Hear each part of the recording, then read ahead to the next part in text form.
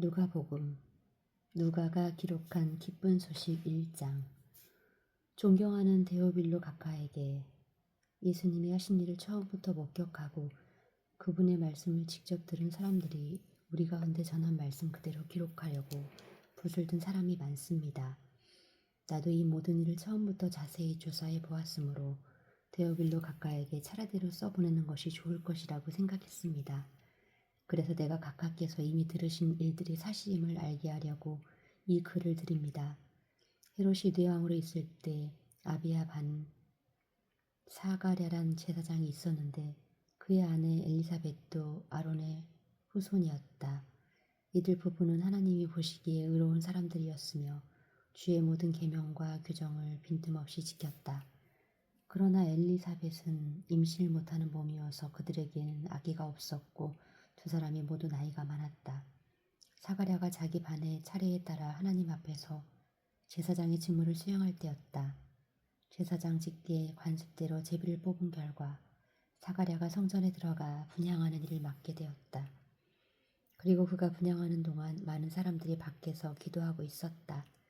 그때 주의 천사가 가라사에게 사가랴에게 나타나 향단 오른쪽에 서자 그는 천사를 보고 놀라며 무서워하였다. 그러나 천사는 이렇게 말하였다. 사가랴야 두려워하지 말아라. 하나님께서 내 기도를 들으셨다. 내 아내 엘리사벳이 아들을 낳을 것이니 요한이라 불러라. 너도 기쁘고 즐겁겠지만 많은 사람들이 그가 태어난 것을 기뻐할 것이다. 그 아기는 주 앞에서 위대한 사람이 될 것이며 포도주와 독한 술을 마시지 않을 것이다. 그리고 그는 모태에 있을 때부터 성령이 충만하여 많은 이스라엘 사람을 그들의 주 하나님께 돌아오게 할 것이다. 그는 엘리야의 정신과 능력을 가지고 주님보다 먼저 와서 아버지의 마음이 자녀들에게 돌아서게 하고 순종치 않은 사람들이 의로운 사람들의 지혜를 갖게 하여 백성들이 주님을 맞이할 준비를 갖추게 할 것이다. 사가랴가 천사에게 나는 늙었고 내 아내도 나이가 많은데 어떻게 이런 일이 있을 수 있습니까? 하고 묻자 천사가 대답하였다. 나는 하나님을 모시고 있는 가브리엘이다. 하나님께서 이 기쁜 소식을 너에게 알리라고 나를 보내셨다. 내가 내 말을 믿지 않았으므로 이런 일이 일어날 때까지 벙어리가 되어 말을 못할 것이다. 그러나 때가 되면 내 말이 그대로 이루어질 것이다. 사람들은 사가랴를 기다리다가 그의 성전 안에 너무 오래 있는 것을 이상하게 여겼다. 사가랴가 드디어 밖으로 나왔으나 말을 하지 못하므로 사람들은 그가 성전 안에서 환상을 본 줄 알았다. 사가랴는 사람들에게 손짓만 하고 말을 하지 못한 채 그대로 있다가 그의 기간이 끝난 다음에 집으로 돌아갔다. 그 후에 그의 아내 엘리사벳은 임신하여 5달 동안 숨어 지내면서 이처럼 주께서 나를 보살펴 주셔서 나에게 아이를 주심으로 모든 사람들이 다 아는 내 부끄러움을 씻어주셨다 했다. 엘리사벳이 임신한 지 6달이 되었을 때 하나님께서는 가브리엘 천사를 갈릴리 나사렛이라는 마을에 사는 다윗의 후손 요셉과 약혼한 처녀 마리아에게 보내셨다. 천사가 그 집에 들어가 마리아에게 은혜를 받은 처녀여 기뻐하여라. 주님께서 너와 함께 계신다 라고 하였다. 마리아는 이런 인사말이 무슨 뜻인지 몰라 어리둥절하였다. 그러자 천사가 말하였다. 마리아야 무서워하지 말아라. 너는 하나님의 은혜를 받았다. 이제 내가 임신하여 아들을 낳을 것이다. 이름을 예수라 불러라. 그는 위대한 인물이 될 것이며 가장 높으신 하나님의 아들이라고 불릴 것이다. 주 하나님께서 그의 조상 다윗을 보좌하에 그에게 주실 것이니 그가 영원히 야곱의 집을 다스릴 것이며 그의 안에는 끝없이 계속될 것이다. 마리아가 천사에게 저는 처녀인데 어떻게 이런 일이 있을 수 있겠습니까? 하고 묻자 천사가 이렇게 대답하였다. 성령님이 내 위에 내려오시고 하나님의 능력이 너를 덮어주실 것이다. 그러므로 태어나실 거룩한 분은 하나님의 아들이라고 불릴 것이다. 내 친척 엘리사벳을 보아라. 그녀는 아이를 낳지 못하는 여자로 알려졌으나 그처럼 늙은 나이에도 임신한 지 6달이 되었다. 하나님에게는 불가능한 일이 아무것도 없다. 그때 마리아가 저는 주의 종입니다. 말씀하신 대로 되기를 바랍니다. 하고 말하였다. 그러자 천사는 떠나갔다. 그 후에 마리아는 유대 산골 사가랴가 사는 마을로 급히 가서 엘리사벳을 방문하였다. 엘리사벳이 마리아의 인사하는 소리를 듣는 순간 엘리사벳의 태중에 아기가 뛰었다. 엘리사벳은 성령으로 충만하여 큰 소리로 이렇게 말하였다. 너는 여자들 중에 가장 복받은 사람이며 내 태중의 아기도 복받은 분이다. 내 주님의 어머니가 나를 찾아오다니 이 얼마나 영광스러운 일인가. 내가 인사하는 소리를 듣는 순간 내 태중의 아기가 기뻐서 뛰었다. 주께서 말씀하신 것이 이루어질 것을 믿는 여자는 정말 행복하다. 그러자 마리아는 이렇게 노래하였다. 내 영혼이 주를 찬양하며 내 마음이 내 구주를 하나님께 기뻐하는 것은 그가 이 천한 종을 돌아보셨습니다. 지금부터는 모든 세대가 나를 행복하다 하겠네. 능력 있는 분이 나를 위해 큰 일을 하셨으니 그의 이름 거룩하여라. 그를 두려워하는 사람들에게 자손대대로 자비를 베푸시는구나. 그가 권능의 발을 펴서 교만한 자들을 흩으시고 권력자들을 높은 자리에서 끌어내셨지만 낮고 천한 사람들을 높여주셨네. 굶주린 사람에게는 좋은 것으로 배불리 먹이셨으나 부자들은 빈손으로 보내셨네.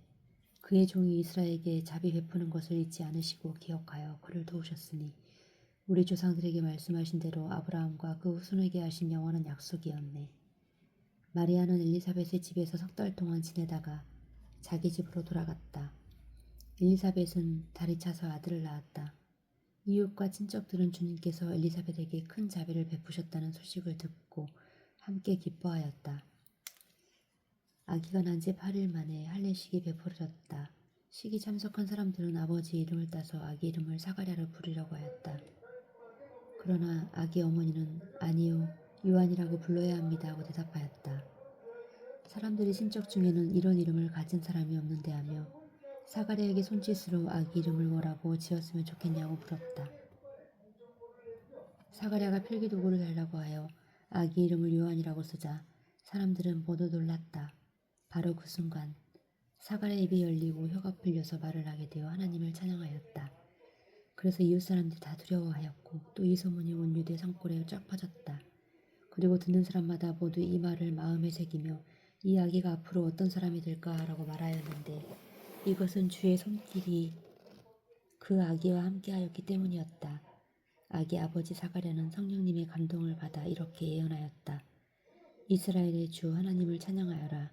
그가 오셔서 자기 백성을 죄에서 건져주셨고 그의 종 다윗의 집에서 우리를 위하여 구원의 주를 일으키셨으니 오래전에 그의 거룩한 예언자를 통해서 말씀하신 대로 우리 원수들과 우리를 미워하는 모든 사람들의 손에서 우리를 구원하는 구원이라. 그가 우리 조상들에게 자비를 베풀고 그의 거룩한 계약을 기억하겠다고 말씀하셨으며 우리 조상 아브라함에게 엄숙하게 맹세하심으로 우리를 원수들의 손에서 구해내시고 우리가 주 앞에서 일평생 두려움 없이 거룩함과 의로움으로 주를 섬기게 하겠다고 약속하였다. 아가야, 너는 가장 높으신 하나님의 예언자가 될 것이다. 너는 주님보다 미리 와서 그의 길을 준비하여 죄를 용서받음으로써 얻는 구원의 길을 그의 백성들에게 전할 것이다. 이 모든 일은 우리 하나님의 자비로 된 것이니 하늘에서 떠오르는 태양이 우리를 찾아와 어두움과 죽음의 그늘에 사는 사람들을 비추고 우리를 평화의 길로 인도하리라. 아기는 무럭무럭 자라 마음이 굳세어지고 이스라엘 백성들 앞에 나타날 때까지 광야에서 살았다. 2장.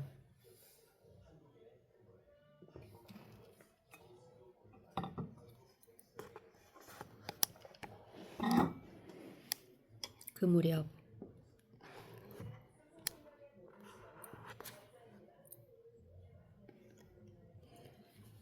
아우구스 황제가 로마 제국역에서 전역에서 인구조사를 하라는 명령을 내렸다. 이 인구조사는 구레뇨가 시리아의 총독으로 있을 때 처음 실시한 것이었다. 그래서 사람들은 분적지에 등록하려고 모두 고향으로 돌아갔다. 요셉도 다윗의 집안 사람이었으므로 갈릴리 나사렛에게 다윗의 사람이 유대 베들레헴으로 올라갔다. 요셉이 약혼한 마리아와 함께 본적지에 등록하러 갈 때 마리아는 이미 임신 중이었는데 그들이 베들레헴에 도착했을 때 해산날이 다 찼다. 영원에는 사람이 다 차 있을 곳이 없었으므로 그들은 마곡간에 머물게 되었다. 거기서 마리아는 첫 아들을 낳아 포대기에 싸서 구유에 누였다. 바로 그 부근 들판에는 목자들이 밤을 새가며 양떼를 지키고 있었다. 그때 갑자기 천사가 나타나 그들 곁에 서고 주의 영광의 광채가 그들 주변에 비치었다. 이 광경을 보고 목자들이 몹시 무서워하자 천사가 그들에게 말하였다. 무서워하지 말아라. 내가 너희에게 모든 백성들이 크게 기뻐할 좋은 소식을 알린다. 오늘 밤 다윗의 동네에 너희를 위하여 구주가 나셨으니 그분이 곧 그리스도 주님이시다. 그 증거로서 너희는 포대기에 쌓여 구유에 누워있는 갓난아기를 볼 것이다. 그러자 갑자기 수많은 하늘의 군대가 나타나 그 천사와 함께 가장 높은 하늘에서는 하나님께 영광, 땅에서는 하나님의 은총을 받은 사람에게는 평화 하며 하나님을 찬송하였다. 천사들이 떠나 하늘로 올라간 뒤에 목자들이 자, 어서 베들레헴으로 가서 주님께 알려주신 일을 보자 하며 달려가 보니 갓난아기가 구유에 누워 있었고 마리아와 요셉도 함께 있었다.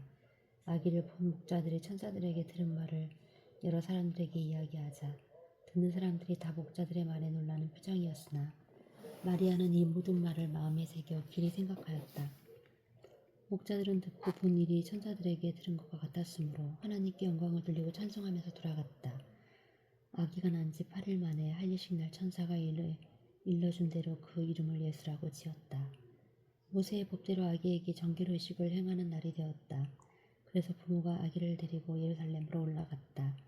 이것은 주님의 율법이 첫 아들을 거룩하게 구별하여 주께 드려라 기록된 말씀대로 아기를 주님께 드리고 또 주님의 율법이 말씀하신 대로 산 비둘기 2마리나 집 비둘기 새끼 2마리로 제사를 드리기 위해서였다. 그때 예루살렘에 시므온이라는 의롭고 경건한 사람이 살고 있었다. 그는 함께 계신 성령님으로부터 살아서 그리스도를 배울 것을 계시를 받고 이스라엘의 위로가 되실 그분을 간절히 기다리고 있었다. 시므온이 성령님의 인도로 성전에 들어가자 마침 부모가 정결의식을 행하려고 아기 예수를 데리고 들어왔다. 시므온은 아가를 안고 이렇게 하나님을 찬양하였다. 주관자이신 주님, 이제는 약속하신 대로 이 종을 놓아주셔서 내가 평안히 떠날 수 있게 되었습니다. 내 눈으로 직접 본 주님의 이 구원은 모든 사람들에게 베푸신 것으로 이방인들에게는 주님의 뜻을 보여주는 빛이며 주님의 백성 이스라엘에게는 영광된 것입니다. 그 부모는 아기에게 대한 말을 듣고 신기하게 여겼다. 시므온은 그들에게 축복하고 아기 어머니 마리아에게 이런 말을 하였다. 이 아기는 하나님이 세우신 자입니다. 많은 이스라엘 사람들은 이 아기를 믿지 않아 망하기도 하고 믿어서 구원을 받기도 할 것입니다. 그리고 이 아기는 사람들을 비난의 대상이 될 것이며 그때 당신은 마치 예리한 칼에 찔리듯 마음이 아플 것입니다. 그러나 그들을 숨겨진 생각은 다 드러날 것입니다. 또 안나라는 나이 많은 예언자가 있었다. 그녀는 아셀 지파에 속한 바누엘의 딸이었는데 결혼한 지 7년 동안 살다가 과부가 되었다. 그로부터 그녀는 84살까지 성전을 떠나지 않고 밤낮 금식하며 기도하며 하나님을 섬겼다.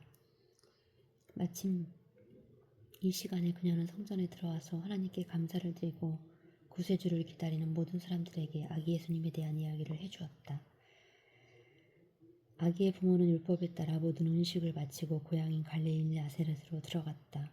아기는 하나님의 은혜 가운데 무럭무럭 자라나 튼튼해지고 지혜가 넘쳤다. 해마다 유월절이 되면 예수님의 부모는 예루살렘으로 올라갔다. 예수님이 12살 되던 해에도 그들은 전과 같이 예루살렘으로 올라갔다. 명절 기간이 끝나고 집으로 돌아갈 때 어린 예수님은 예루살렘에 그냥 머물러 있었다. 부모는 이것도 모르고 예수님이 일행 가운데 있으려니 하고 하루 길을 간 후에 친척들과 아는 사람들과 가운데 찾아보았다. 그러나 찾지 못하자 그들은 예수님을 찾으러 예루살렘으로 돌아갔다. 그들은 3일 후에 성전에서 예수님을 만났다. 그는 선생님들 가운데 앉아서 듣기도 하고 묻기도 했으며 그의 말을 듣는 사람들은 다 그의 총명함과 대답하는 말에 감탄하였다. 그리고 그의 부모도 그를 보고 놀랐다. 이때 예수님의 어머니가 얘야 이게 무슨 짓이냐 내 아버지와 내가 너를 찾느라 무척이나 있었단다 하자 예수님은 왜 나를 찾으셨습니까? 내가 내 아버지의 집에 있어야 한다는 것을 모르셨습니까? 하고 대답하였다. 그러나 부모는 그 말 뜻을 깨닫지 못하였다. 그리고서 예수님은 함께 나사렛으로 돌아가 부모에게 순종하며 살았고 그의 어머니는 이 모든 일에 마음에 새겨두었다. 예수님은 지혜와 키가 점점 자라고 하나님과 사람들 사이에 더욱 사랑을 받았다. 3장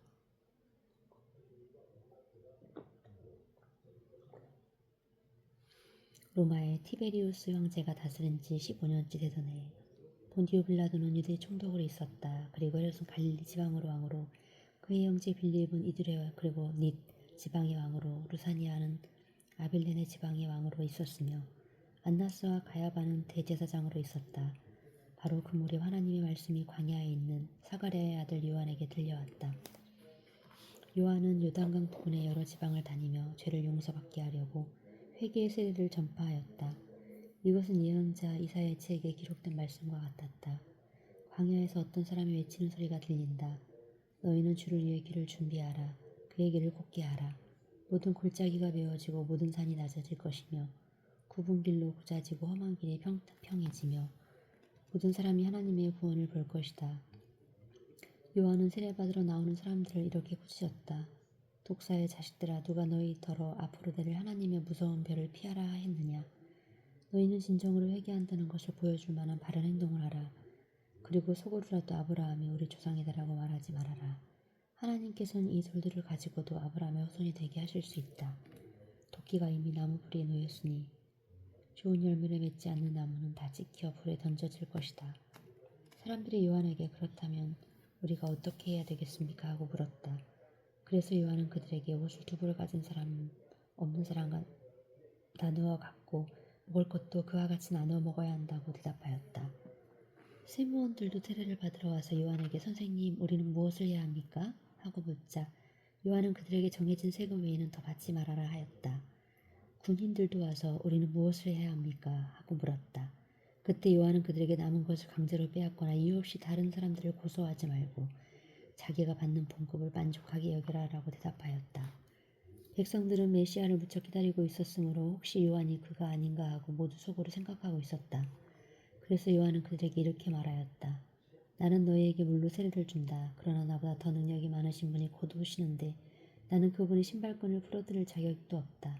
그분은 너희에게 성령과 불로 세례를 주실 것이며 자기 타작 마당에서 모든 곡식을 기진하여 알곡은 곳간에 모아들이고 쭉정이는 꺼지지 않는 불에 태우실 것이다. 그 외에도 요한은 백성들에게 여러 가지 말로 권면하고 그들에게 기쁜 소식을 전파하였다. 그러나 헤롯 왕은 자기 동생의 아내인 헤로디아와 결혼한 일과 그 밖에 그가 저지른 모든 악한 일로 요한에게 책망을 받고도 뉘우치기는커녕 오히려 그를 붙잡아 감옥에 가둬버렸다. 모든 사람들이 세례를 받을 때 예수님도 세례를 받으셨다. 그리고서 예수님이 기도하시자 하늘이 열리고 성령님이 그에게 비둘기 같은 모양으로 내려오셨다. 그리고 하늘에서 너는 내가 사랑하고 기뻐하는 내 아들이다라는 음성이 들려왔다. 예수님이 기쁜 소식을 전하기 시작한 때 30세쯤 되셨다. 예수님은 요셉의 아들로 알려져 있었다. 요셉의 아버지는 헬리의 아버지는 맏닷의 아버지는 레이의 아버지는 멜기의 아버지는 안나의 아버지는 요셉이었다. 요셉의 아버지는 맏다디아의 아버지는 아모스의 아버지는 나홈의 아버지는 에슬리의 아버지는 낫게였다. 낫게의 아버지는 마얏의 아버지는 맏다디아의 아버지는 서머인의 아버지는 요색의 아버지는 요다였다. 요다의 아버지는 요하난의 아버지는 레사의 아버지는 수룹바벨의 아버지는 스알디엘의 아버지는 넬이었다. 넬이의 아버지는 벨기의 아버지는 아띠의 아버지는 고삼의 아버지는 엘마담의 아버지는 에르였다. 에르의 아버지는 예수의 아버지는 엘리에서의 아버지는 요림의 아버지는 맏닷의 아버지는 레이였다. 레이의 아버지는 시몬의 아버지는 유다의 아버지는 요셉의 아버지는 요남의 아버지는 엘리야김이었다. 엘리야김의 아버지는 멜레아의 아버지는 맨나의 아버지는 맏다다의 아버지는 나단의 아버지는 다윗이었다. 다윗의 아버지는 이세의 아버지는 오벳의 아버지는 보아스의 아버지는 살몬의 아버지는 나손이었다. 나손의 아버지는 암미나답의 아버지는 람의 아버지는 헤스론의 아버지는 베레스의 아버지는 유다였다. 유다의 아버지는 야곱의 아버지는 이삭의 아버지는 아브라함의 아버지는 데라의 아버지는 나홀이었다. 나홀의 아버지는 수룩의 아버지는 르우의 아버지는 벨렉의 아버지는 에벨의 아버지는 셀라였다. 셀라의 아버지는 가니안의 아버지는 아르박삭의 아버지는 셈의 아버지는 노아의 아버지는 라멕이었다. 라멕의 아버지는 무드셀라의 아버지는 에녹의 아버지는 야렛, 야렛의 아버지는 마할랄렐, 마할랄렐의 아버지는 가이난이었다. 가이난의 아버지는 에노스, 에노스의 아버지는 셋, 셋의 아버지는 아담, 아담의 아버지는 하나님이셨다. 4장.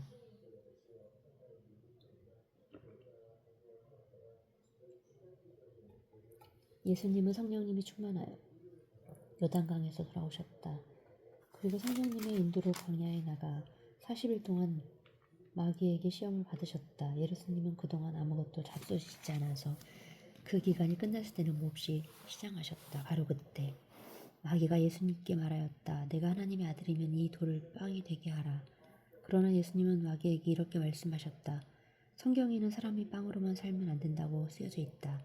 그러자 마귀가 예수님을 높은 곳으로 데려가 잠깐 사이에 세상의 모든 나라를 보여주면서 말하였다. 내가 이 모든 나라의 권세와 영광을 너에게 주겠다. 이것은 나에게 주어진 것이 아니라 내가 주고 싶은 사람에게 줄 수 있는 것이다. 그러므로 내가 나에게 절하면 이 모든 것이 내 것이 될 것이다. 그때 예수님이 말씀하셨다. 성경에는 주 너의 하나님을 경배하고 그분만을 섬겨라라고 쓰여 있다. 또다시 마귀는 예수님을 예루살렘으로 데리고 가서 성전 꼭대기에 세우고 이렇게 말하였다. 내가 하나님의 아들이라면 여기서 뛰어내려 보아라. 성경에는 하나님의 천사들에게 명령하여 너를 지키게 하실 것이니 천사들이 손으로 너를 붙들어 내 발이 돌에 부딪히지 않게 할 것이다 라고 쓰여 있다. 그래서 예수님은 마귀에게 성경에는 주 너의 하나님을 시험하지 말라고 기록되어 있다고 대답하셨다. 마귀는 이 모든 시험을 다 한 후에 적절한 시기가 올 때까지 잠시 예수님을 떠나갔다. 예수님이 성령님의 능력을 받아 갈릴리로 돌아오시자 이 소문이 사방에 퍼졌다. 예수님은 여러 회당에서 가르치시며 모든 사람에게 영광을 받으셨다.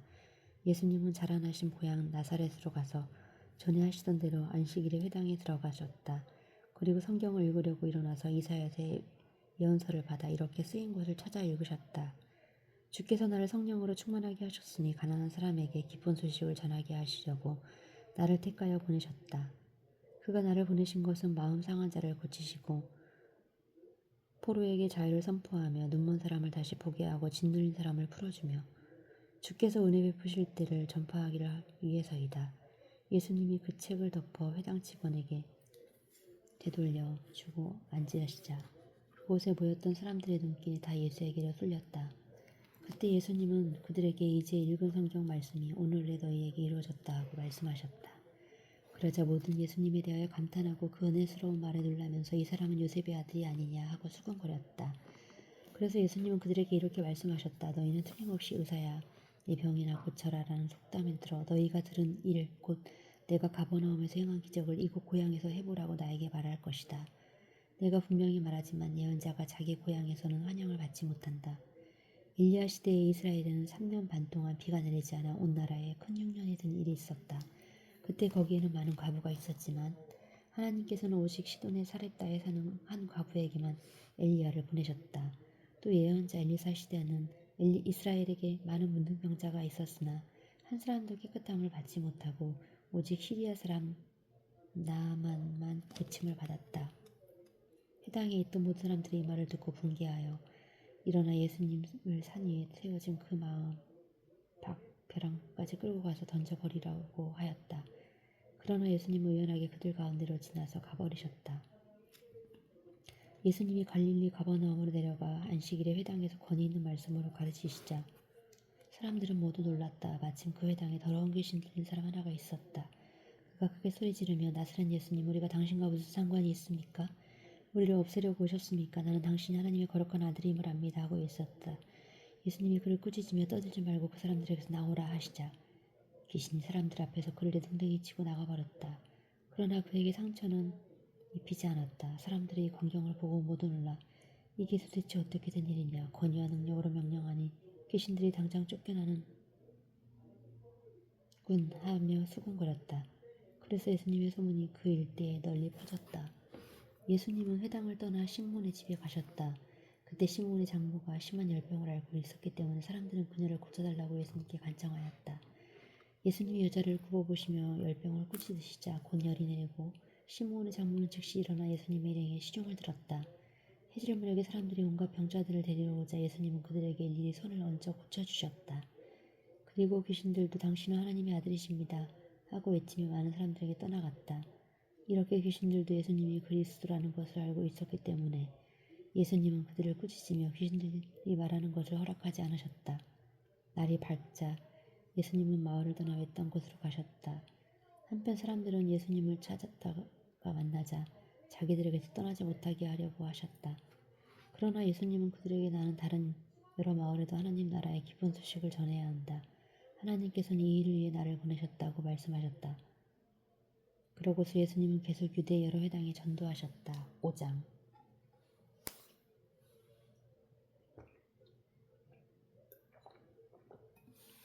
예수님이 게네사렛 호숫가에서 말씀하실 때 많은 사람들이 하나님의 말씀을 들으려고 밀려왔다. 그때 호숫가에는 배 두 척이 있었고 어부들은 배에서 내려 그물을 짚고 있었다. 예수님은 그것을 보시고 그중 하나인 시몬의 배에 오르셨다. 그리고 그에게 배를 육지에 조금 떼어놓게 하시고 앉아서 군중을 가르치셨다. 예수님의 말씀을 마치신 후 시몬에게 깊은 데로 가서 그물을 쳐서 고기를 잡아라 하시자 시몬은 선생님 우리가 밤새도록 애써봤지만 한 마리도 잡지 못했습니다. 그러나 선생님이 말씀하시니 한 번 더 그물을 쳐보겠습니다 하고 그물을 쳤더니 고기가 너무 많이 잡혀 그물이 찢어지게 되었다.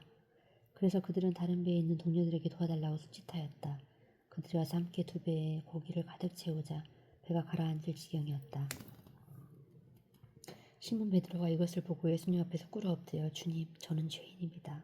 제발 저를 떠나주십시오 하고 하였다. 이것은 자기뿐만이 아니라 자기와 함께 있던 모든 사람들이 고기 잡힌 것을 보고 놀라고 또 그의 동업자들의 세베대의 두 아들 야고보와 요한도 놀랐기 때문이었다. 이때 예수님이 시몬에게 두려워하지 말아라. 이제부터 너는 사람을 낚을 것이다 하자 그들은 배를 육지에 대고 모든 것을 버려둔 채 예수님을 따라갔다. 예수님이 어떤 마을에 계실 때였다. 온몸에 문둥병이 번진 사람이 예수님을 보고 엎드려 주님께서 원하시면 저를 깨끗이 고쳐주실 수 있습니다 하였다. 예수님이 그에게 손을 대시며 내가 원하면 깨끗이 나아가라 하고 말씀하시자 즉시 그의 문둥병이 나았다. 그때 예수님은 그에게 넌 아무에게도 말하지 말고 제사장에게 가서 내 몸을 보이고 모세가 명령한 예물을 드려 내가 깨끗한 것을 사람들에게 증거하여라 하고 말씀하셨다. 그러나 예수님의 소문은 더욱 멀리 퍼져서 많은 사람들이 예수님의 말씀을 듣고 병도 고치려고 모여들었다. 그러나 예수님은 자주 조용한 곳으로 가셔서 기도하셨다. 어느 날 예수님이 가르치시고 계실 때 갈릴리 유대의 여러 마을과 예루살렘에서 온 바리새파 사람들과 율법학자들도 거기에 앉아 있었다. 그리고 예수님은 하나님의 능력으로 병을 고치기도 하였다. 그때 사람들이 한 중풍병자를 침대에 누워 메고 와서 예수님 앞에 데려가려고 하였으나 사람들이 너무 많아 안으로 들어갈 수가 없었다. 그래서 그들은 지붕을 뚫고 구멍을 뚫어 병자를 침대로 채로 예수님 앞에 달아내렸다. 예수님은 그들의 믿음을 보시고 내 죄는 용서받았다 하고 말씀하셨다. 그러자 율법학자들과 바리새파 사람들이 도대체 이 사람이 누군데 감히 하나님을 모독하는가? 하나님이 한 분 외에는 누가 죄를 용서할 수 있단 말인가 하며 수군거렸다. 예수님은 그들의 생각을 아시고 왜 그런 생각을 하였느냐? 내 죄는 용서받았다 하는 말과 일어나 걸어라는 말 중에 어느 것이 더 쉽겠느냐? 땅에서 죄를 용서하는 특권이 내게 있다는 것을 보여주겠다 하시고 중풍병자에게 내가 너에게 말한다. 일어나 내 친구를 걷어가지고 집으로 돌아가라 하고 말씀하셨다. 그러자 그는 즉시 사람들 앞에 일어나 친구를 걸어들고 하나님을 찬양하며 집으로 돌아갔다. 사람들은 모두 놀라 하나님을 찬양하면서도 두렵다는 것이 오늘 우리가 본 것은 정말 굉장한 일이다 하고 감탄하였다. 그 후에 예수님이 나가시다가 세관의 레이라는 세무원이 앉아있는 것을 보시고 나를 따라오너라 하시자 그는 모든 것을 버리고 두고 예수님을 따랐다. 레이가 예수님을 위하여 자기 집에 큰 잔치를 베풀자 많은 세무원들과 그 밖의 사람들도 예수님의 일행과 함께 식탁에 앉았다. 이것을 본 바리새파 사람들과 그들의 율법학자들이 예수님의 제자들에게 어째서 당신들은 세무관들이나 죄인들과 함께 식사를 하시오 하고 따졌다. 예수님은 그 말을 들으시고 이렇게 말씀하셨다. 건강한 사람에게는 의사가 필요 없고 병든 사람에게만 의사가 필요하다. 나는 의로운 사람을 부르러 온 것이 아니라 죄인을 불러 회개시키려 왔다. 그들이 예수님께 요한의 제자들과 바리새파 사람들의 제자들은 자주 금식하며 기도하는데 당신의 제자들과 먹고 마시기만 하니 어찌 됩니까? 하고 물었다. 그래서 예수님은 그들에게 신랑이 함께 있는데 어떻게 손님들을 금식하게 할 수 있느냐? 그러나 신랑을 빼앗길 날이 올 것이다. 그때에는 그들이 금식할 것이다 하고 대답하셨다. 그리고서 예수님은 그들에게 비유를 들어 이렇게 말씀하셨다. 새 옷에 1000조각을 찢어 낡은 옷에 대고 깁는 사람은 없다. 그렇게 하면 새 옷도 못 쓰게 되고 찢어낸 1000조각도 낡은 옷에 어울리지 않을 것이다. 또 새 포도주를 낡은 가죽 부대에 넣는 사람도 없다. 그렇게 하면 새 포도주가 부대를 터뜨려 포도주는 쏟아지고 부대도 못 쓰게 된다. 그러므로 새 포도주는 새 부대에 넣어야 한다. 묵은 포도주를 마셔본 사람은 새 포도주를 마시려 하지 않는다. 그들은 묵은 것이 더 좋다고 여기기 때문이다. 6장.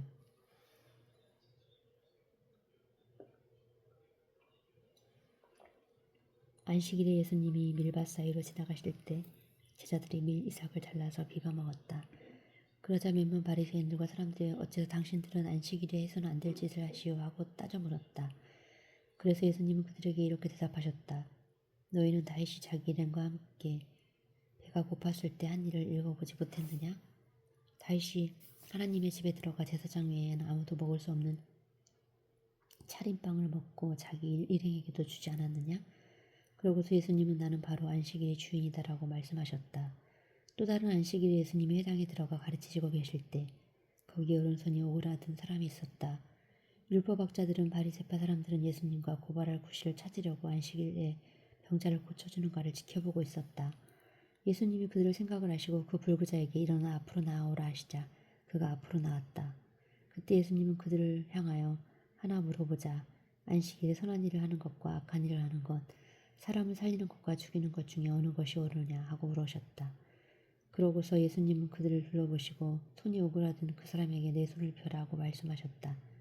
그래서 그가 손을 펴자 오그라든 그의 손이 완전히 회복되었다. 그러나 그들은 화가 잔뜩 나서 예수님을 없애버릴 방법을 의논하였다. 이때 예수님은 기도하시려고 산으로 올라가서 밤새도록 하나님께 기도하셨다. 날이 밝자 예수님은 제자들을 가까이 불러놓고 그들 중에 12를 뽑아 사도라고 부르셨다. 이 12사도는 베드로라고도 한 시몬, 시몬의 형제 안드레, 야고보, 요한, 빌립, 바돌로메, 마태, 도마, 알페오의 아들 야고보, 열심당원 시몬, 야고보의 아들 유다, 그리고 예수님을 판 가룟 사람 유다였다. 예수님은 제자들과 함께 산에서 내려와 평지에 서셨다.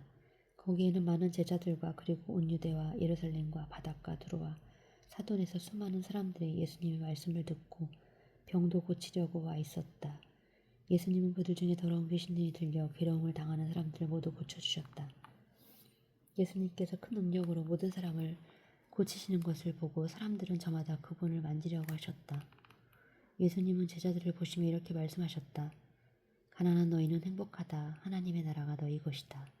지금 굶주리는 너희는 행복하다. 너희가 배부르게 될 것이다. 지금 우는 너희는 행복하다. 너희가 웃게 될 것이다. 사람들이 나 때문에 너희를 미워하고 따돌리고 모욕하며 너희 이름을 더럽힐 때 너희는 행복하다.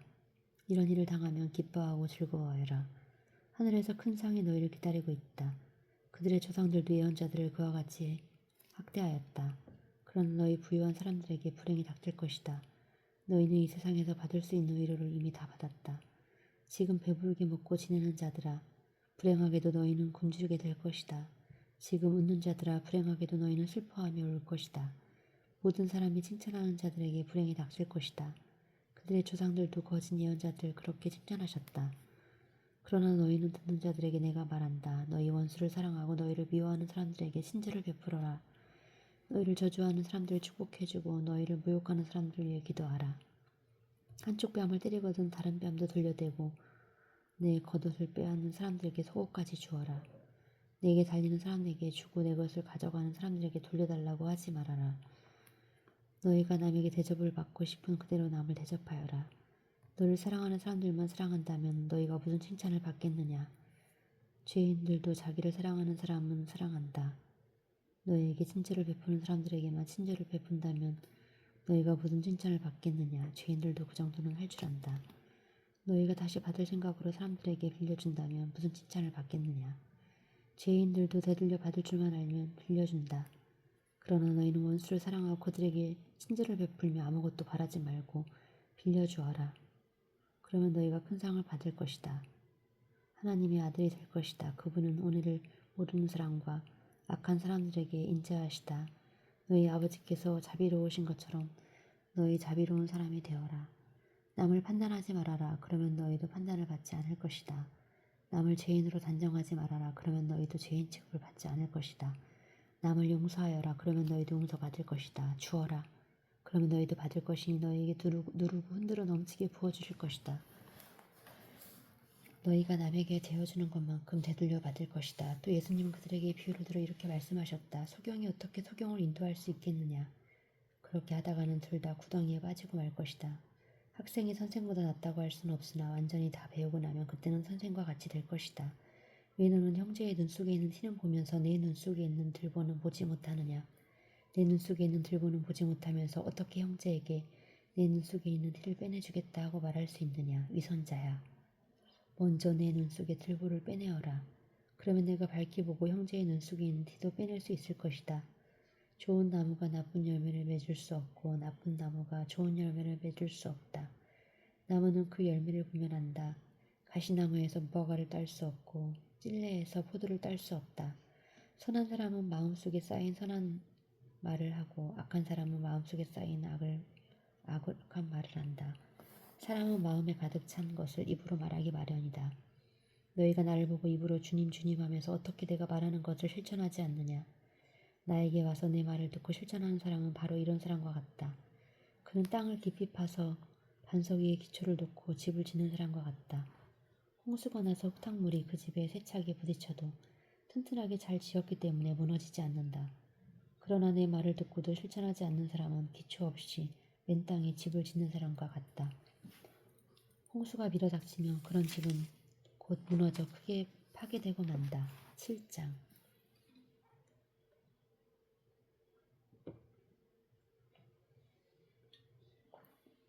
예수님은 이 모든 말씀을 마치신 후에 가버나움으로 가셨다. 그때 어떤 장교의 신임받는 종이 병들어 거의 죽게 되었다. 장교는 예수님의 소문을 듣고 유대인 장로 몇 사람을 예수님께 보내어 오셔서 그의 종을 좀 고쳐달라고 간청하였다. 그들이 예수님께 와서 이 사람은 주님의 도움을 받을 만도 합니다. 그는 우리 민족을 사랑하고 회당까지 지어주었습니다 하고 간청하였다. 그래서 예수님은 그들과 함께 가셨다. 그의 집 가까이 이르렀을 때 장교는 친구들을 예수님께 보내어 이렇게 전하게 하셨다. 주님 수고하지 마십시오. 저는 주님이 제 집에까지 오시게 할 만한 자격이 없습니다. 그래서 감히 나를 배울 생각조차 못했습니다. 그저 나으라는 말씀만 한마디 해주십시오. 그러면 제 하인이 나을 것입니다. 저도 이 사람을 모시고 있고 제 아래도 부하들이 있어서 제가 부하에게 오라고 하면 오고 제 하인에게 이 일을 하라 하면 합니다. 예수님은 이 말을 듣고 그를 갸륵하게 여기시며 따라온 사람들을 향해 말씀하셨다. 내가 분명히 말하지만 이스라엘 사람 중에서도 이만한 믿음은 보지 못하였다. 장교가 보낸 그 사람이 집에 돌아가 보니 종은 이미 나아 있었다. 그 후에 예수님이 나인이란 성으로 가시자 제자들과 많은 사람들로 따라갔다. 예수님이 성문 가까이 가셨을 때 사람들이 상여를 메고 나오고 있었다. 죽은 사람은 어떤 과부의 외아들이었다. 그리고 그 성에서 나온 많은 사람들이 그 여자와 함께 상여를 따라오고 있었다. 주님은 그 여자를 보시고 불쌍히 여겨 울지 말아라 하고 위로하셨다. 그리고 가까이 가서 관에 손을 대시자 메고 가던 사람들이 멈춰섰다. 그때 예수님이 청년아 내가 너에게 말한다. 일어나라 라고 말씀하셨다. 그러자 죽은 사람이 일어나 말하기를 시작하였다.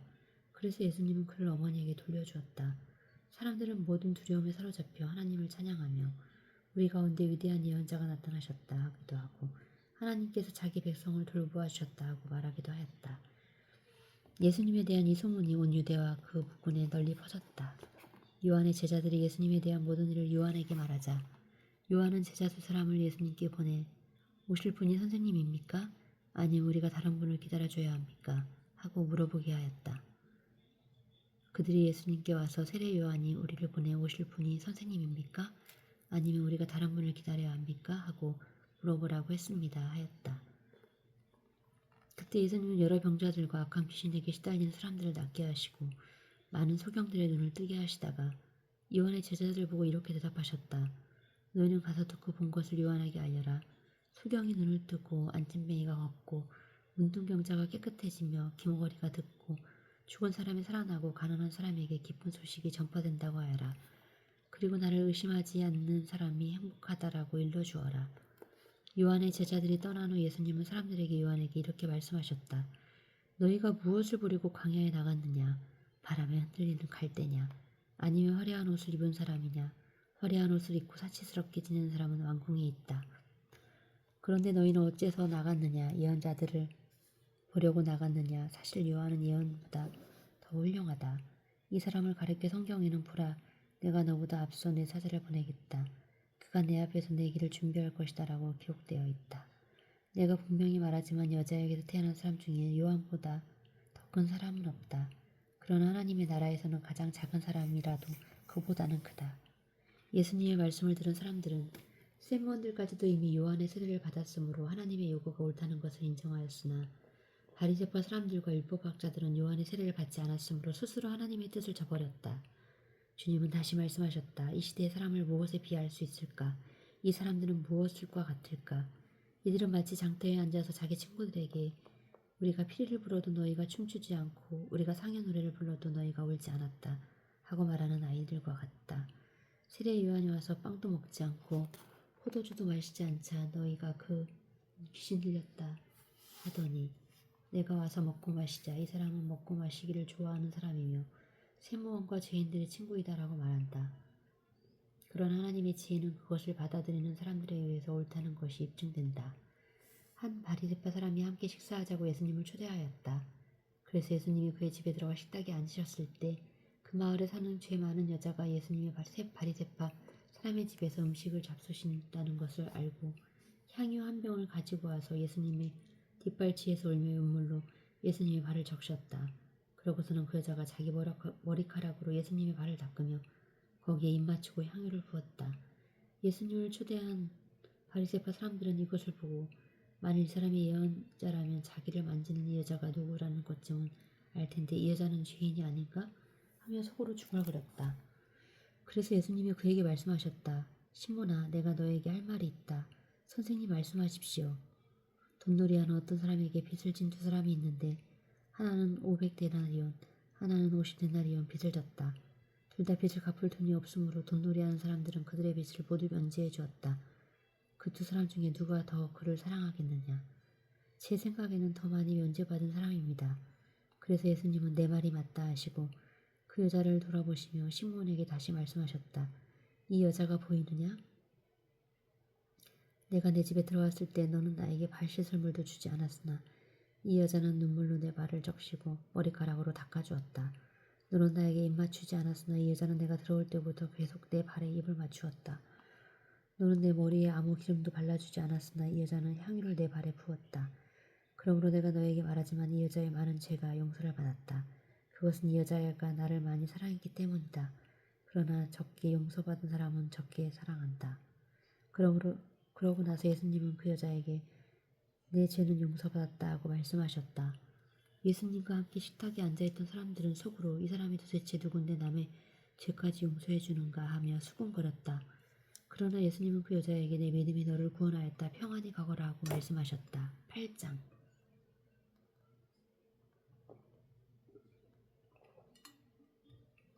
그 후에 예수님은 여러 도시와 마을을 다니시며 하나님의 나라를 선포하시고 깊은 소식을 전하셨는데 12 제자도 동행하였다. 또 악한 귀신들과 여러 가지 병에서 고침을 받은 여자들도 예수님과 동행하였다. 그들 중에는 7 귀신이나 막달라 마리아, 헤롯 왕의 재산 관리인 구사의 아내 요한나, 수산나, 그 밖에 다른 여자들도 여럿이 있었다. 그들은 자기들의 재산을 바치 예수님의 일행을 도왔다. 사람들이 여러 마을에서 모여들어 마침내 큰 군중을 이루었을 때 예수님은 비유를 들어 이렇게 말씀하셨다. 한 농부가 들에 나가 씨를 뿌렸다. 그런데 어떤 씨는 길가에 떨어졌을 때 발에 밟히고 새들이 와서 먹어버렸다. 그리고 어떤 씨는 돌밭에 떨어져서 싹은 나왔으나 물기가 없어 말라버렸다. 또 어떤 씨는 가시덤불에 떨어졌는데 가시나무가 함께 자라 그 기운을 막았다. 그러나 어떤 씨는 좋은 땅에 떨어져서 잘 자라 100배의 열매를 맺었다. 예수님은 이 말씀을 마치고 귀 있는 사람은 잘 들어라 하고 외치셨다. 제자들이 이 비유의 뜻을 묻자 예수님은 이렇게 대답하셨다. 너희에게는 하나님의 나라의 비밀이 아는 것이 허락되었으나 다른 사람에게는 비유로 말한다는 이것은 그들이 보아도 알지 못하고 들어도 깨닫지 못하게 하기 위해서이다. 이 비유의 뜻은 이렇다. 씨는 하나님의 말씀이다. 길가에 떨어진 씨는 사람들의 말씀을 듣기는 하였으나 그들이 믿고 구원받지 못하도록 마귀가 와서 그 말씀을 빼앗아가는 것을 가리킨다. 불밭에 떨어진 씨는 말씀을 들을 때 기쁨으로 받아들이지만 뿌리가 없으므로 잠시 믿다가 시험을 받으면 떨어져 나가는 사람을 말한다. 또 가시덤불 속에 떨어진 씨는 말씀을 듣지만 살아가는 동안에 세상의 걱정과 재물에 얽매이고 쾌락에 빠져 말씀대로 생활하지 못하는 사람이다. 그러나 좋은 땅에 뿌려진 씨는 바르고 착한 마음으로 말씀을 듣고 그 말씀을 잘 간직하여 인내로 열매를 맺는 사람을 가리킨다. 등불을 켜서 그릇으로 덮어두거나 침대에 둘 사람은 아무도 없다. 오히려 그것을 등잔에 위에 올려놓아 들어오는 사람이 그 빛을 볼 수 있도록 하지 않겠느냐? 감추어진 것은 나타나기 마련이고 비밀은 알려지고 드러나기 마련이다. 그러므로 너희는 내 말을 귀담아 들어라. 누구든지 가진 사람은 더 받을 것이고 갖지 못한 사람은 가졌다고 여기는 것마저 빼앗길 것이다. 예수님은 어머니의 형제들이 예수님을 만나러 왔으나 군중들 때문에 만날 수가 없었다. 그래서 어떤 사람이 예수님께 선생님, 어머니와 형제분들이 선생님을 만나뵈려고 밖에서 기다립니다 하였다. 그러나 예수님은 그들에게 내 어머니와 형제들은 하나님의 말씀을 듣고 실천하는 이 사람들이다 라고 대답하셨다. 어느 날 예수님이 제자들과 함께 배를 타시고 호수 저편으로 건너가자 하고 말씀하셨다. 그래서 그들은 떠나는데 가는 도중 예수님은 잠에 드셨다. 그때 갑자기 큰 폭풍이 몰아쳐서 배가 침몰하게 되었다. 그러자 제자들이 예수님을 깨우며 주님,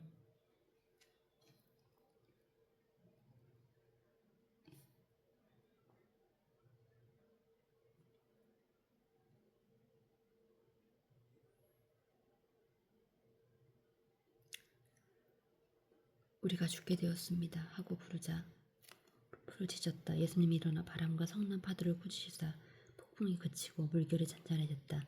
그때 예수님이 제자들에게 너희 믿음은 어디 있느냐 하고 물으시자 그들은 두려워하고 놀라며 도대체 이분이 누구신데 바람과 물을 보고 명령에도 복종하는가 하고 수군거렸다.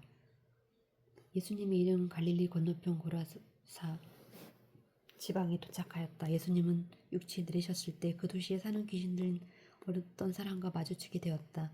그는 오랫동안 옷을 입지도 않았고 집을 뛰쳐나와 공동묘지에 살았다. 그가 예수님을 보자 소리 지르며 예수님을 발 앞에 엎드려 가장 높으신 하나님의 아들 예수님, 내가 당신과 무슨 상관이 있습니까? 부탁드립니다. 제발 나를 괴롭히지 마십시오 하고 외쳤다. 그것은 예수님이 더러운 귀신에게 그 사람에게 나가라고 명령하셨기 때문이었다. 귀신이 자주 그를 사로잡기 때문에 쇠사슬과 쇠고랑으로 그를 묶고 지키는데도 그는 모든 것을 끊고 귀신에게 몰려 광야로 뛰쳐나거나 했다. 예수님이 그에게 내 이름이 무엇이냐고 물으시자 그는 군대입니다 하고 대답하였다. 이것은 그에게 많은 귀신이 들어가 있었기 때문이었다. 그리고 귀신들은 예수님께 제발 무적행으로 들어가라는 명령은 하지 말아달라고 간청하였다. 마침 그곳 안에는 많은 돼지떼가 풀을 먹고 있었다. 귀신 들린 돼지떼 속에라도 들어가게 해달라고 간청하였다. 그래서 예수님이 허락하시자 귀신들이 그 사람에게 나와서 돼지떼 속으로 들어갔다. 그러자 돼지떼가 가파른 비탈로 내리달려 호수에 빠져 죽고 말았다. 돼지를 치던 자들이 이것을 보고 도망하여 읍내와 촌에 이 일을 말하자 사람들이 일어난 일을 보려고 모여들었다. 그들은 귀신당한 사람들이 옷을 입고 맑은 정신으로 예수님 앞에 있는 것을 보고 두려워하였다. 이 일을 지켜본 사람들이 어떻게 해서 귀신 들린 사람이 낫게 되었는가를 이야기해주자 거라사 지방 사람들은 크게 두려워하여 예수님께 그 지방을 떠나달라고 간청하였다. 그래서 예수님은 되돌아가려고 배를 타셨다. 그때 귀신 나간 사람이 함께 가게 해달라고 간청하였으나 예수님은 그를 돌려보내시며 집으로 돌아가 하나님께서 너에게 행하신 큰일을 이야기해 주어라 하고 말씀하셨다. 그래서 그는 곧 가서 예수님이 자기에게 행하신 큰일을 온 마을에 알렸다. 예수님이 돌아오시자 기다리고 있던 사람들이 영접하였다. 그때 아이로라는 회장장이 와서 예수님의 발 앞에 엎드려 자기 집에 와주기를 간청하였다. 이것은 12살쯤 되는 그의 외딸이 죽어가고 있었기 때문이었다. 그래서 예수님이 가시는 군중들에게 마구 밀쳤다. 그때 군중 가운데 12년 동안 피를 흘리며 앓던 여자가 있었다. 그녀는 여러 의사들을 찾아다니며 치료하느라고 자기 재산을 다 흡여하였으나 그녀를 고칠 수 있는 사람은 아무도 없었다. 그 여자가 뒤로 가서 예수님의 옷자락을 만지자 흐르던 피가 즉시 멎었다. 이때 예수님이 누가 내 옷을 만졌느냐 하고 물으시자 모두 모른다고 하였고 베드로는 주님, 사람들이 이렇게 밀치고 있는데 어떻게 알겠습니까? 하고 대답하였다. 그러나 예수님은 내게서 능력이 나갔으니 나에게 손을 댄 사람이 있다 하고 말씀하셨다. 그 여자는 더 숨길 수 없게 된 것을 알고 떨며 예수님 앞에 나와 엎드렸다. 그리고서 그녀는 예수님을 만진 이유와 어떻게 해서 즉시 낫게 되었는가를 모든 사람들 앞에서 말하였다. 그러자 예수님은 그 여자에게 따라 내 믿음이 너를 낫게 하였다. 이제 평안히 돌아가거라 하고 말씀하셨다. 예수님이 아직 말씀하고 계실 때 회당장의 집에서 사람이 와서 따님이 죽었습니다 하자 선생님을 더 괴롭히지 마십시오 하였다. 예수님은 그 말을 들으시고 회당장에게 두려워 말 걸고 믿기만 하라. 그러면 딸이 살아날 것이다 라고 말씀하셨다. 예수님은 그의 집에 도착하셨을 때 베드로와 요한과 야고보와 소녀의 부모 외에는 아무도 집안에 들어오지 못하게 하셨다. 사람들은 모두 소녀의 죽음을 슬퍼하며 울고 있었다. 그때 예수님이 울지 말아라. 소녀는 죽은 것이 아니라 자고 있다 하고 말씀하시자 사람들은 이 소녀가 이미 죽은 것을 알고 있기 때문에 예수님을 비웃었다. 그러나 예수님은 그녀의 손을 잡고 소녀야 일어나거라 하고 외치셨다. 바로 그 순간 소녀의 영이 돌아와 그녀가 즉시 일어났다. 예수님이 소녀에게 먹을 것을 주라고 말씀하시자 소녀의 부모는 놀라 어쩔 줄 몰랐다. 그러나 예수님은 이 일을 아무에게도 알리지 말라고 그들에게 명령하셨다. 9장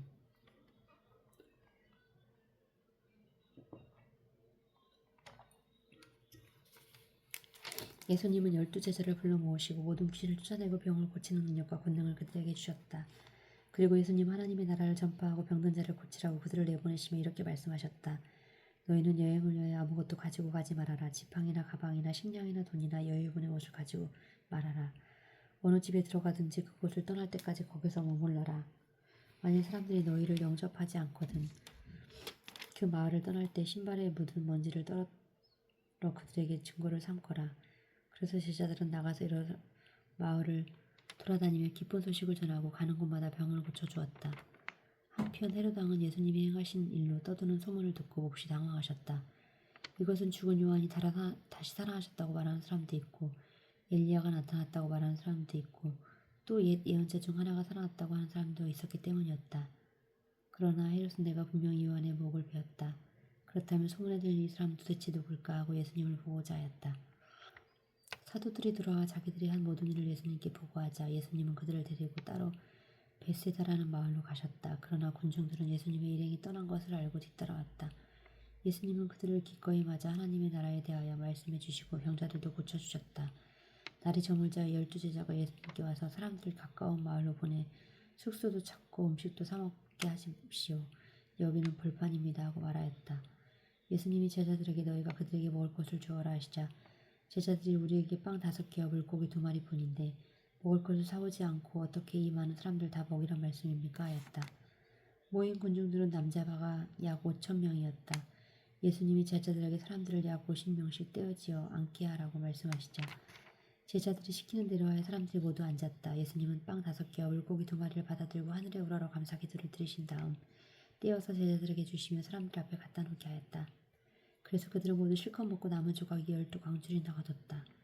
어느 날 예수님이 혼자 기도하고 계시는데 제자들이 찾아왔다. 그때 예수님이 그들에게 사람들이 나를 누구라고 하느냐 하고 물으셨다. 그러자 제자들이 어떤 사람은 세례 요한이라고 하고 어떤 사람은 엘리야라고도 하고 또 어떤 사람은 옛 예언자들 중 한 사람이 살아났다고 말하기도 합니다 하고 대답하였다. 그러면 너희는 나를 누구라 생각하느냐? 나는 예수님이 다른 것이자 베드로는 하나님 그리스도이십니다 하고 대답하였다. 예수님은 제자들에게 이 말을 아무에게도 하지 말라고 단단히 주의시키고 이어서 나는 장로들과 대제사장들과 율법학자들에게 많은 고난을 받고 죽임을 당했다가 3일 만에 다시 살아나야 한다고 말씀하셨다. 그리고서 예수님 모든 사람들에게 이렇게 말씀하셨다. 누구든지 나를 따라오려거든 자기를 버리고 날마다 제 십자가를 지고 나를 따르라. 자기 생명을 구하고자 하는 사람은 잃을 것이며 나를 위해 자기 생명을 버리는 사람은 얻을 것이다. 사람이 온 세상을 얻고도 자기 생명을 잃거나 빼앗기면 무슨 유익이 있겠느냐. 누구든지 나와 내 말을 부끄러워하며 내 영광과 아버지와 거룩한 천사들의 영광으로 올 때 그를 부끄럽게 여길 것이다. 내가 분명히 말해둔다. 여기 서 있는 사람들 가운데 죽기 전에 하나님의 나라를 볼 사람들도 있을 것이다. 이 말씀을 하시고 8일쯤 지나 예수님은 베드로와 요한과 야고보를 데리고 기도하러 산으로 올라가셨다. 그런데 기도하시는 동안 예수님의 얼굴 모습이 변하고 그의 옷이 휘어져 눈부시게 빛난다. 그때 두 사람이 예수님과 이야기를 하고 있었는데 그들은 모세와 엘리야였다. 그들은 영광스러운 모습으로 나타나 장차 예수님이 예루살렘에 돌아가시게 될 것을 말하였다. 그때 졸고 있던 베드로와 대부분 제자들이 정신을 차려보니 예수님의 영광이 광채가 보이고 두 사람이 예수님과 함께 서 있었다. 두 사람이 떠나려 하자 베드로가 예수님께 주님, 우리가 여기 있는 것이 좋겠습니다. 우리가 이곳에서 천막 셋을 세워 주님과 모세와 엘리야를 각각 보시겠습니다 하고 말하였다. 그러나 그는 자기가 무슨 말을 하는지조차 몰랐다. 베드로가 이 말을 하고 있을 때 구름이 와서 그들을 덮었다. 그들이 구름에 휩싸여 무서워하고 있었는데 구름 속에서 이 사람들은 내가 택한 내 아들이다. 너희는 내 말을 들어라 하는 음성이 들려왔다. 그 음성이 그친 후에 예수님은 한 번밖에 보이지 않았다. 제자들은 침묵을 지키고 그때에는 그것들이 본 것을 아무에게도 말하지 않았다. 이튿날 그들이 산에서 내려오자 많은 군중이 예수님을 맞이하였다. 그때 그들 중에 한 사람이 이렇게 외쳤다. 선생님, 제 아들을 좀 봐주십시오. 하나밖에 없는 아들입니다. 귀신이 그를 붙잡기만 하면 그가 갑자기 소리를 지릅니다.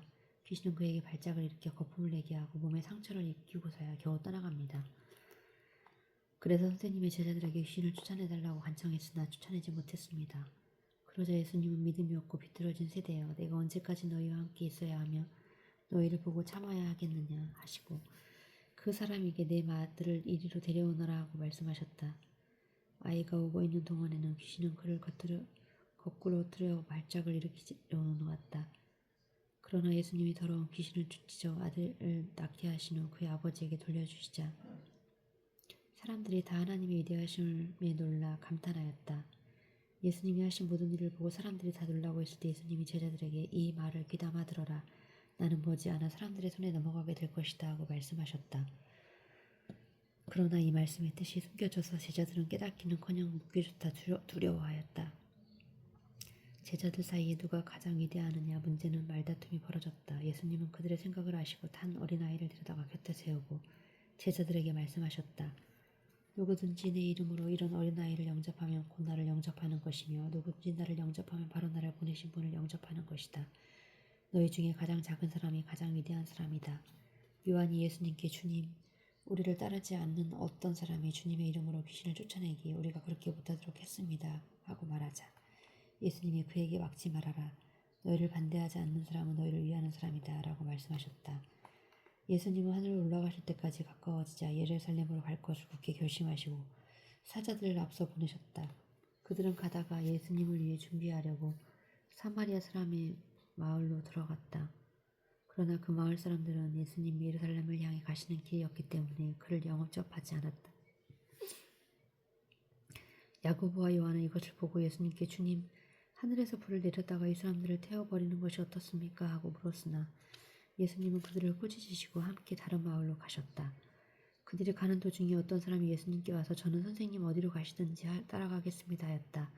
그래서 예수님은 그에게 여우도 굴이 있고 공중에서도 보금자리가 있으니 나는 머리 둘 곳이 없다라고 말씀하셨다. 예수님이 또 다른 사람에게 나를 따르라고 말씀하시자 그는 먼저 제 아버지의 장례를 치르도록 허락해 주십시오 하였다. 그러나 예수님은 그에게 죽은 사람의 장례는 영적으로 죽은 사람들이 하게 버려두고 너는 가서 하나님의 나라를 전파하라고 말씀하셨다.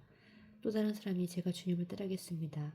그러나 먼저 가족에게 작별 인사하게 해주십시오 하자 예수님은 그에게 쟁기를 잡고 뒤를 돌아보는 사람은 하나님의 나라에 적당치 않다 하고 말씀하셨다. 아멘.